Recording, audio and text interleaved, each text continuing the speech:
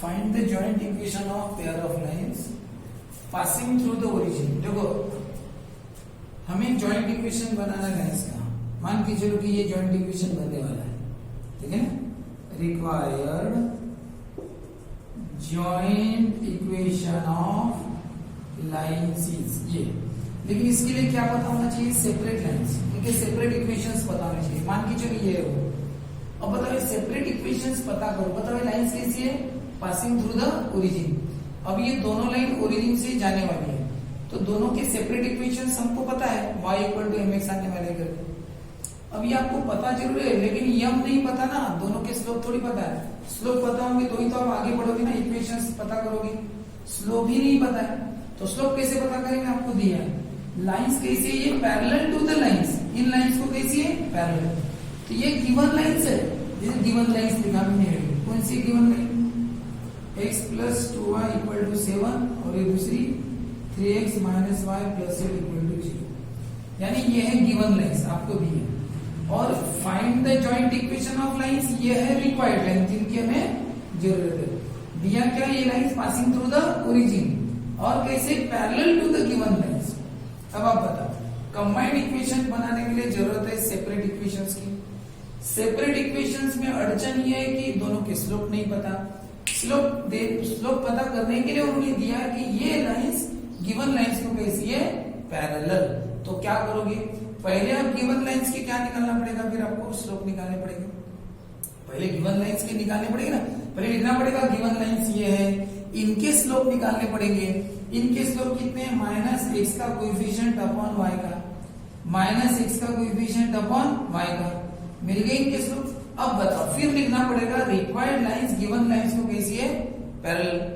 Parallel होने के कारण रिक्वायर्ड लाइन के स्लोप भी उतने ही होंगे, कितने, -1/2 और 3, यही वाले स्लोप इसके भी होंगे और इनके भी वही स्लोप होंगे।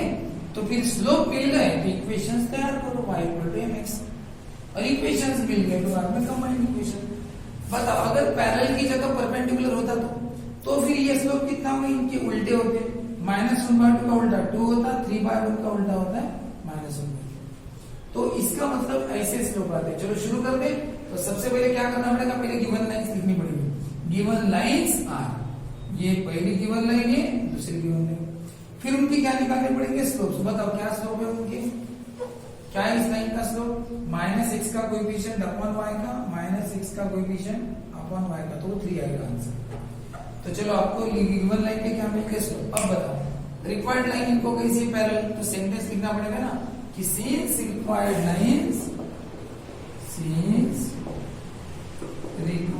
lines are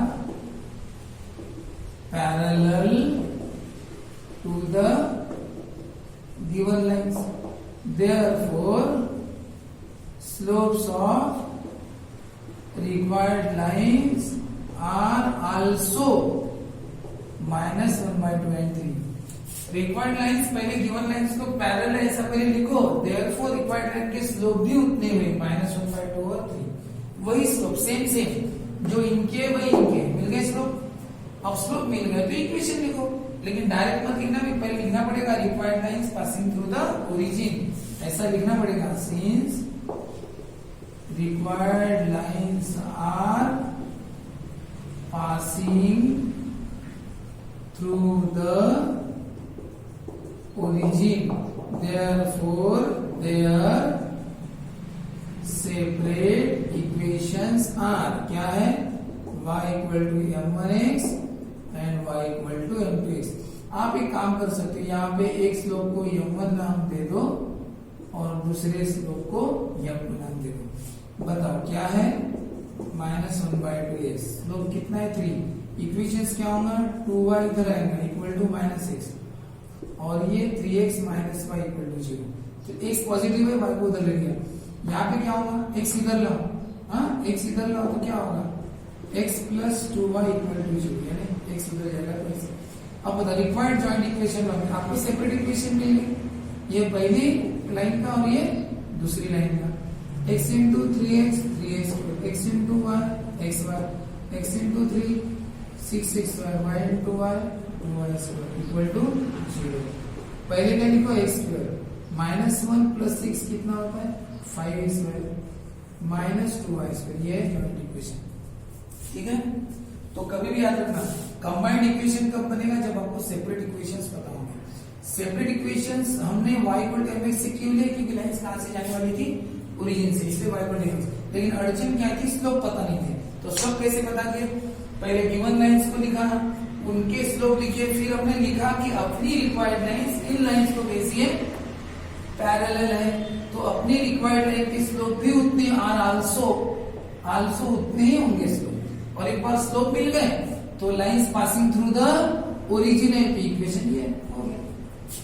ठीक है, देखो अब मैं यहाँ पे चेंज कर रहा हूं, पैरेलल की जगह, नेक्स्ट प्रॉब्लम, पैरेलल की जगह मैं लिख रहा हूं परपेंडिकुलर। ठीक है, अब पैरेलल की जगह मैंने परपेंडिकुलर लिखा, लाइंस वही दी है। चलो शुरू करते हैं, पहले लिखना, अब देखो पैरेलल नहीं है, अब कैसा है, परपेंडिकुलर। ये आपके समझने के लिए फिगर है। ये नेक्स्ट प्रॉब्लम है भैया, find the joint equation of pair of lines passing through the origin perpendicular to the lines. तब काम कौन सा करो, पहले आपको गिवन लाइंस लिखनी पड़ेगी, देखिए उनके स्लोप निकालो, -1/2, ये 3/1 आ गया स्लोप। फिर बताओ रिक्वायर्ड लाइंस आर, पैरेलल की जगह क्या लिखोगी, are perpendicular to the given lines, required lines are perpendicular to the given lines, therefore slope of required line क्या होंगे बताओ, इनके स्लोप अब उतने ही नहीं होंगे, इनके स्लोप -1/2 और 3 है, तो इनके स्लोप क्या होंगे, 1/2 का 2/1, 3/1 का 1/3, पॉजिटिव का नेगेटिव, नेगेटिव का पॉजिटिव। तो बताओ slope of required lines are, also मत लिखोगे, तो स्लोप ऑफ रिक्वायर्ड लाइंस क्या हो गए, उल्टे हो गए ना, क्या हो गया, 2 एंड -1/3, इनका -1/2, इसका उल्टा 2 होगा, 3/1 का 1/3 मिल गया। इनको आप लगे तो m1 और m2 ऐसा नाम दे दो। चलो स्लोप मिल गए, यानी आपको इनके स्लोप मिल गए, स्लोप मिल गए तो फिर क्या, line passing through the origin, since required lines are passing through the origin, origin से जा रही है, तो सेपरेट इक्वेशंस क्या है, क्या है separate equations, y equal to mx, बताओ m कितना है पहला वाला 2, तो इक्वेशंस क्या होंगे फिर, 2x minus y equal to 0, y equal to m2 कितना है, -1/3, 3 इधर ले आओ, 3y इक्वल टू -x, 3 इधर आ गया, 3y, x को इधर लेके आओ, x plus 3y, x negative x positive चाहिए, इसको इधर ले आओ, तो बताओ क्या हो गए सेपरेट इक्वेशन से, पहली लाइन 2x माइनस y, दूसरी लाइन x प्लस 3y, तो बताओ क्या हो गया दोनों का कंबाइंड इक्वेशन, फिर 2x², 2 3 का 6xy, ये -xy -3y²। बताओ पहले x² लिखो, 6xy -1xy 5xy, और ये है अभी इसका, ये हो गए दो प्रॉब्लम, अभी क्या भी दो प्रॉब्लम हो गया, दोनों लिखना है। देखिए find the joint equation of lines passing through the point 2 3, अब जो लाइन से ना कौन से पॉइंट से पास हो रही है, 2 3 से, and perpendicular to the other lines. देखो अपने जो जॉइंट इक्वेशन बनाना है लाइंस का, वो 2 3 इनको रिक्वायर्ड लाइन हो गया, अपने को जो चाहिए वो रिक्वायर्ड लाइन से ना, पासिंग थ्रू द पॉइंट 2 3, अब ये ओरिजिन से नहीं जा रही है, कहां से जा रही है, 2 3 नाम के पॉइंट से जा रही है, and perpendicular to the lines, और इनको कैसी है वो, परपेंडिकुलर। अब बताओ गिवन लाइंस कौन सी है, ये 3x + 2y, ये दूसरी गिवन लाइन है। अब बताओ पहले आप इनके बताओ, सबसे पहले बताओ रिक्वायर्ड लाइंस की इक्वेशंस कैसे मिलेंगे, ये पासिंग थ्रू द ओरिजिन होती है ना, तो दोनों का इक्वेशन क्या होता है, y = mx, लेकिन पासिंग थ्रू द पॉइंट है, तो इसका इक्वेशन क्या होगा दोनों का, y - y1 m × x - x1। हाँ, एक जगह m1 आएगा, एक जगह m2 आएगा, बस ये है इन दोनों के इक्वेशन, x1 y1 इसको बोलते हैं, और m1 m2 दोनों के अलग अलग आएंगे, लेकिन दोनों बार यही इक्वेशन यूज करना पड़ेगा। अब देखो बस फर्क इतना है कि पहले पासिंग थ्रू द ओरिजिन था तो y = mx का था, और पासिंग थ्रू द पॉइंट है तो इक्वेशन ऐसा है।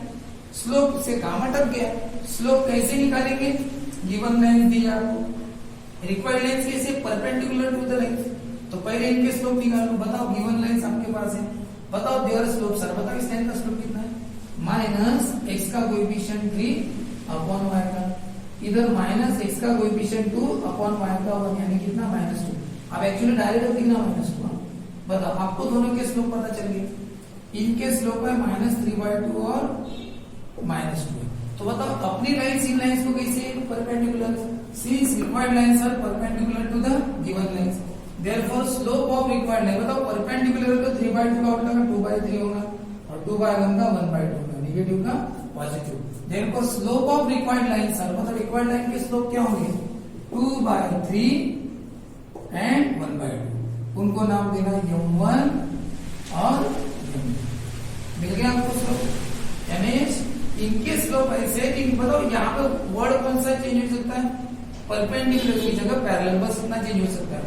अगर पैरेलल आया तो क्या लिखोगे, जो इनके स्लोप है वही यहाँ पे लिखना है, यानी इधर भी कितना आएगा, ये दोनों उधर आएंगे सेम सेम, यानी हम यही दोनों इधर लिख देते, लेकिन पैरेलल नहीं है, परपेंडिकुलर है। तो बताओ रिक्वायर्ड लाइन के स्लोप पता चल गया आपको, रिक्वायर्ड लाइन के क्या पता चल गए स्लोप, क्या क्या स्लोप है, एक का 2/3 और एक का 1/2। बताओ m1 m2 पता चल गया ना, एक को m1 नाम दो, एक को m2 नाम दो। अब देखो since required lines are passing through the point 2, 3, therefore their separate equations are, क्या है separate equations, y minus y1 m into x minus x1। एक जगह m लिखो, m1 लिखो, एक जगह m2 लिखो। बताओ यहाँ भी काम करना, since required lines are passing through the point 2, 3, इसको नाम देना that is x1 y1। यानी ये जो 2, 3 पॉइंट से जा रही है इसी को क्या बोलते हैं, क्या बोलते हैं, इसी को बोलते हैं हम x1 y1, की x1 y1 नाम के पॉइंट से जा रही है। तो therefore separate equations are y minus y1 कौन है 3, पहला स्लोप बताओ कौन सा है, तो 2/3, x माइनस x1 कितना है 2, x1 2 y1 3। चलो सॉल्व करो, 3 ने इधर मल्टीप्लाई करो, 3y माइनस नहीं 3 इधर आएगा ना, 3 मल्टीप्लाई करेगा 3/3 3 नहीं, और इधर 2 मल्टीप्लाई करेगा 2x माइनस 4, 2x माइनस 4।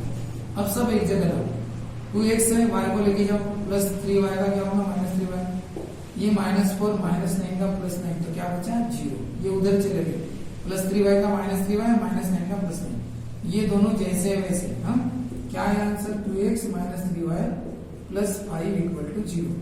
इधर बताओ y माइनस कौन है y1 है 3, m2 है स्लोप कितना है 1/2, x माइनस x1 कितना है 2, x1 की 2 y1 की 3, 2 इधर लेके आओ। अब डिटेल में बताया तो 2 इधर ऐसे आएगा मल्टीप्लाई करेगा, और 1 इधर मल्टीप्लाई करेगा, 2 इधर करेगा। बताओ क्या होगा, 2 मल्टीप्लाई करेगा तो 2y माइनस 6 और 1x माइनस 2। अब x की जगह सबको लेके जाओ, इन दोनों को उधर लेके जाओ, ये जैसे है वैसे, प्लस 2y का -2y माइनस 6 का +6, ये जैसा वैसा, प्लस 2y का -2y माइनस 6। बताओ क्या होगा, x पहले x लिखो -2 -2 प्लस 6 4 = 0। और अब बना उसका रिक्वायर्ड कंबाइंड इक्वेशन, पहली line 2x minus 3y plus 5 और दूसरी x माइनस 2y प्लस 4, और अब आप मल्टीप्लाई करो।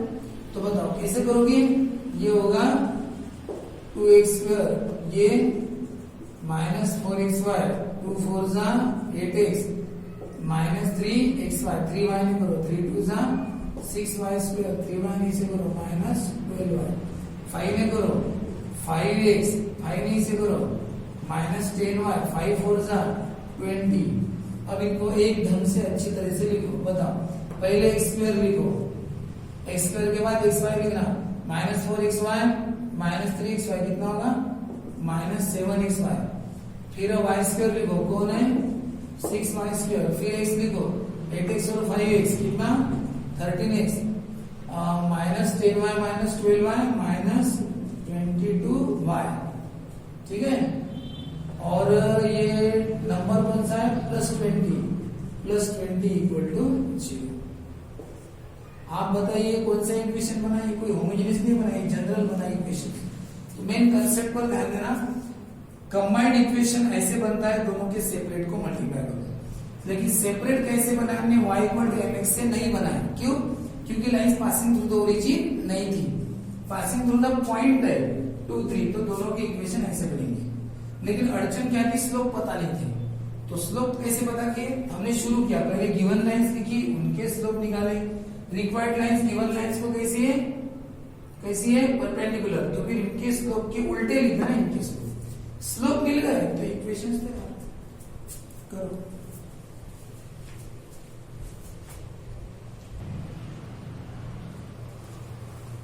Find the joint equation of pair of lines which are at a distance of 9 units from y-axis. बताओ joint equation of pair of lines. Lines कैसे? At a distance of 9 units from y-axis. ये कोई passing through the origin या passing through the point पर नहीं है. Which are at a distance of 9 units from y-axis. y-axis से 9 unit का distance है दोनों लाइन का. तो यहाँ से एक लाइन निकाल. बताओ ये वाली लाइन कैसे होगी क्या? बताइए कैसे क्या 9 यूनिट का डिस्टेंस होगी. ये तो डिस्टेंस कम ज्यादा हो रहा है, यहाँ पे ज्यादा, यहाँ पे कम कम कम कम ऐसा हो रहा है. तो लाइन वो ऐसी नहीं होगी, तिरछी नहीं होगी, वो लाइन होगी एकदम सीधी. और उसका डिस्टेंस बताओ लाइन का वाई एक्सिस से कितना है? 9 यूनिट का डिस्टेंस. इसका मतलब जैसे 1 2 3 4 रहेगा ना, यहाँ पे क्या होगा? 9 होगा. तो बताओ इस लाइन का वाई से डिस्टेंस कितना है? 9 यूनिट. कितना डिस्टेंस है? 9 यूनिट का डिस्टेंस. ये तो एक लाइन हो गई. दो लाइनें बोलते ना, दोनों लाइन. तो एक लाइन इधर होगी भी, जैसे इधर माइनस होना था, इधर माइनस नहीं होगा. तो ये दूसरी लाइन. बताओ ये भी डिस्टेंस कितना? 9 यूनिट. याद रखना कोऑर्डिनेट -9 है, कोऑर्डिनेट -9, लेकिन डिस्टेंस तो पॉजिटिव बोलते हैं. डिस्टेंस 9 यूनिट ही है. जैसे सामने से नागपुर की तरफ जाओ कि सामने से समसर की तरफ जाओ. सामने से नागपुर गए तो भी 36 पॉजिटिव, और सामने से समसर की तरफ गए तो भी पॉजिटिव 25 बोलेंगे, नेगेटिव 25 नहीं बोलेंगे. तो डिस्टेंस हमेशा कैसा बोला जाता है? पॉजिटिव. तो बताओ ये दोनों लाइन सही की नहीं? At a distance of 9 units from Y axis. Y axis से कितने डिस्टेंस पर है? 9 यूनिट. तो लिख देना let L1 L2 be the two lines. ये L1 और L2 ये two lines which are at a distance of 9 units from the y-axis. y-axis से 9 यूनिट के डिस्टेंस पर. therefore their separate equations are. उनकी इक्वेशन बताओ था. ये लाइन x को काट रही है. मैंने अगर पूछा इसका इक्वेशन बताओ तो तुरंत बताना चाहिए. x को काट रही है कहाँ पे? 9 में. तो क्या होगा इक्वेशन? x equal to 9. इस लाइन का इक्वेशन बताओ. ये भी x को काट रही है कहाँ पे? -9 में. तो क्या होगा? x equal to -9. देखो डिस्टेंस 9 है लेकिन कोऑर्डिनेट -9 है. तो ये x को काट रही है -9 में. तो इक्वेशन क्या होगा? x equal to -9. इक्वेशन हमेशा 0 में चाहिए, इसलिए इनको इधर ले आना. ठीक है ना? +9 का -9 -9. तो बताओ क्या होगा इक्वेशन? x -9 x +9. तो बोलो क्या होगा? रिक्वायर्ड कंबाइंड इक्वेशन इज, ठीक है ना, a + b a - b a + b² - b². ये है आंसर.